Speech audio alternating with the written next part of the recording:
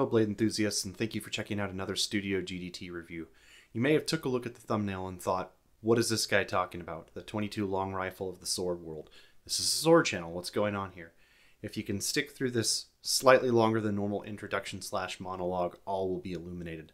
So let's start off here by thanking Swordier for putting up 4 of their new Hybrid-Chokuto tameshigiri swords up for review in the world space. I happen to be one of the 4 people that happened to get one, and I think I got a little lucky in the configuration that I got because they were not all the same. But the one thing that was unique amongst all 4 was that this was a very different type of sword that some people may write off because of the price of the sword, the non-traditional design, the non-traditional materials.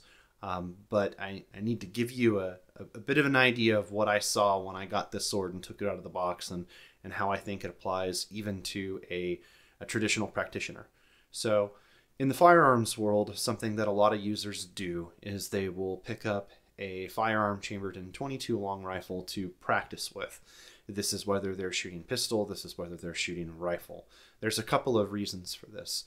What you're talking about doing is building up the fundamentals of marksmanship. So you're talking about trigger presses, you're talking about sight alignment, you're talking about things like anticipating recoil. And it really doesn't matter what caliber you have in your platform to be able to train against some of these things. In addition to that, the cost for ammunition of .22 long rifle is significantly less than the full power cartridges. So you've got people practicing to shoot long guns, .22 rifle, people trying to practice shooting CCW pistols in .22 long rifle. The trigger press is the same, the sight alignment's the same, the fundamentals are the same. So if this concept holds true and is proven in the firearms world, why can't something like that hold true in the sword world?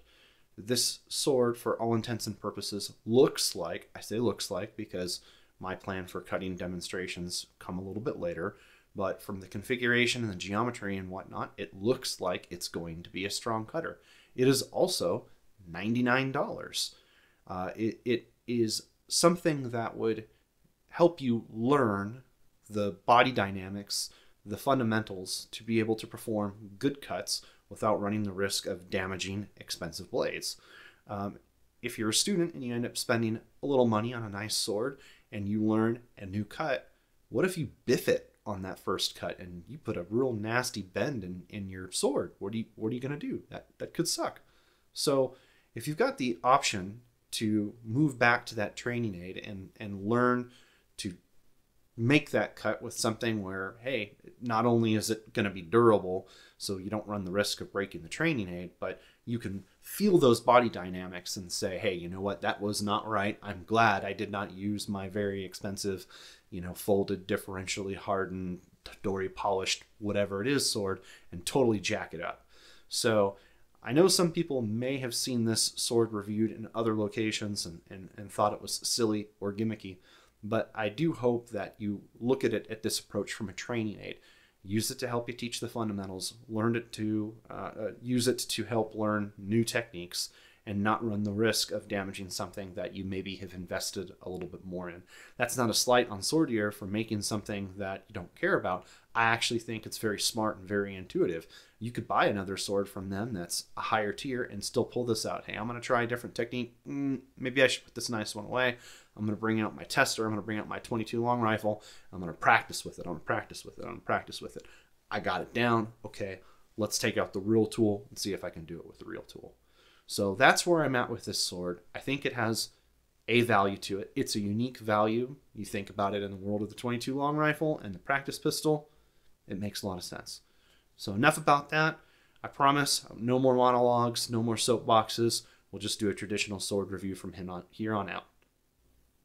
As always, please remember that I am an amateur martial artist and I am an amateur sword reviewer. The opinions expressed herein are my own. Please do not take them as gospel, and feel free to tell me to go pound sand if you don't like something that I say. The sword that we're reviewing today was sent as a review sample, although that would not change my opinion of what I would tell you if it was or was not. So let's take a look, be safe, be careful, and let's get into some swords. Starting off, I was a little shocked to see a box within the box. I've reviewed 10 swords so far, and this is the first box that I've had.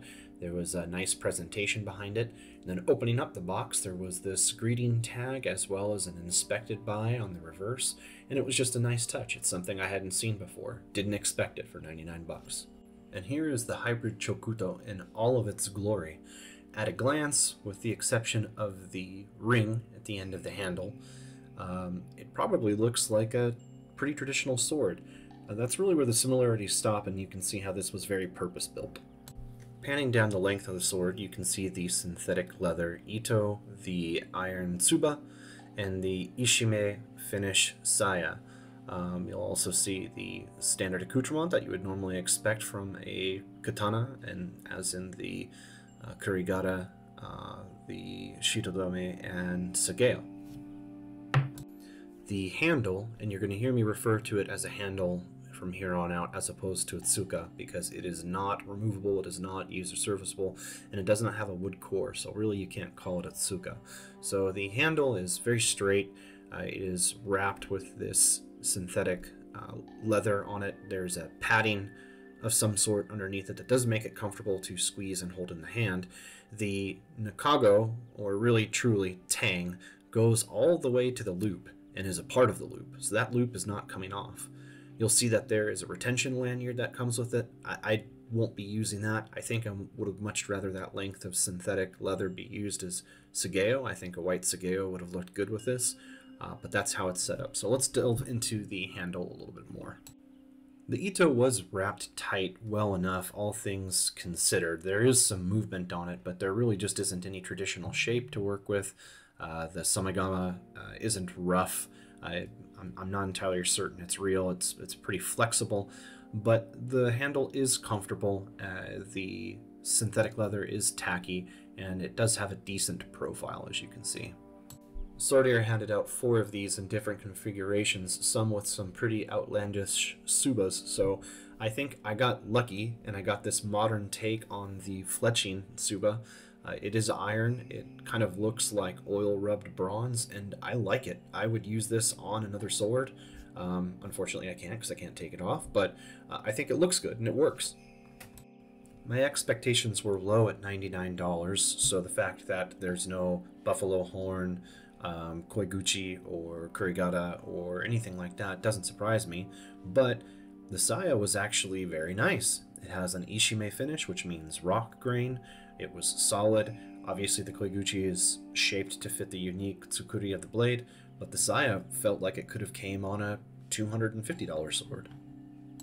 The sageo was of the shoelace type, which I think should be expected, but maybe we missed an opportunity to have the synthetic leather be used as the sageo in white. I think that would kind of look cool, so if I could make a recommendation to Swordier, I would say get rid of that shoelace and put some more of that leather in there.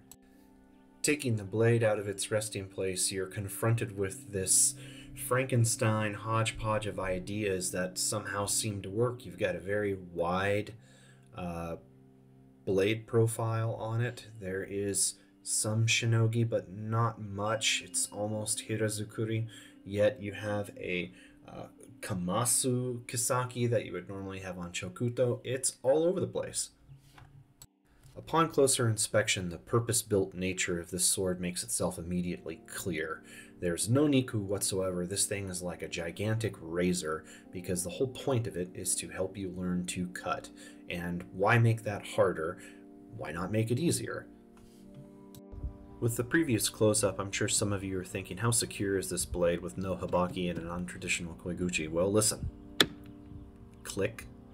It is pretty dang secure. They did a really great job of that. Blade flats are relatively flat, with just a hint of a ripple that can be seen in the sunlight, but nothing serious, and nothing, I think, out of the ordinary. Historically, chokuto are quite old and tend not to hold up as well as other nihonto and are typically in rougher states. They are all straight, however, so another part of this hybrid design is adding the Sori to it that Swordier has done to make it a little bit more modern and more effective at cutting. Here you see the kamasu or Sori pike kisaki that is the distinguishing feature of chokuto.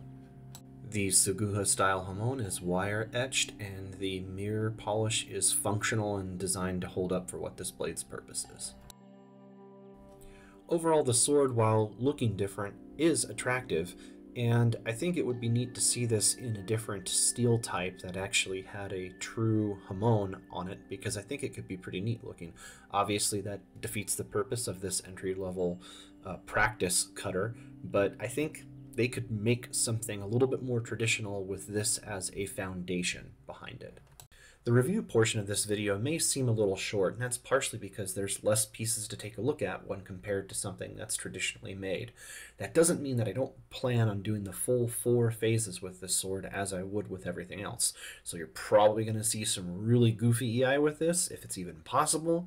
When we get to cutting, we should see this cut extremely well and prove the purpose that it was designed for.